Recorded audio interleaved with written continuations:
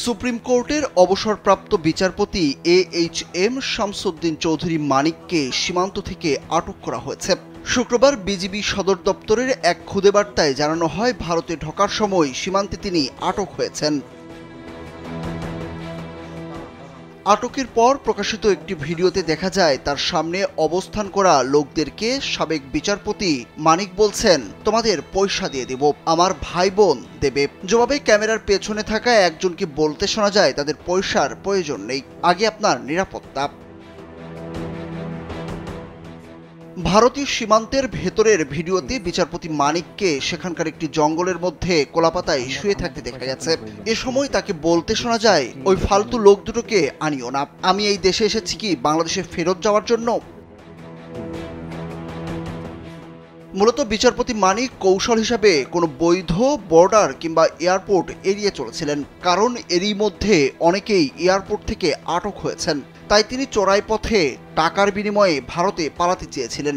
ভারতের সীমান্তে চলেও গিয়েছিলেন বিচারপতি মানিক, তবে বিধি বাম, শেষ পর্যন্ত ধরা খেতে হয়েছে বিজিবির হাতে। এদিকে এই ভিডিওটি যে আসলেই ভারতের ভেতরকার তার প্রমাণ পাওয়া যায় বিজিবির হাতে বিচারপতি মানিক আটক হওয়ার পরের আরেকটি ভিডিওতে।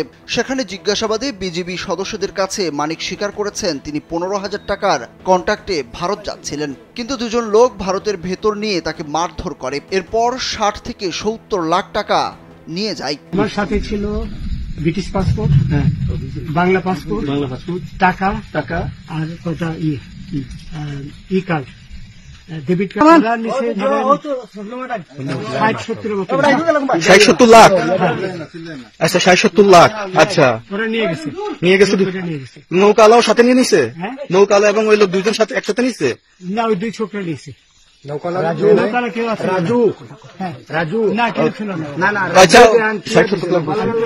ওনাদের ফোন নাম্বার আছে আপনার কাছে? জানা দিচ্ছে? আমার ফোন নাম্বার সব নিয়ে গেছে। AHM শামসুদ্দিন চৌধুরী মানিক আপিল বিভাগের বিচারপতি ছিলেন। 2015 সালের সেপ্টেম্বরে তিনি অবসরে যান। এরপর বিভিন্ন অনুষ্ঠান ও টেলিভিশন টক শোতে কথা বলতেন তিনি। সুরুজ আহমেদ, কালবেলা।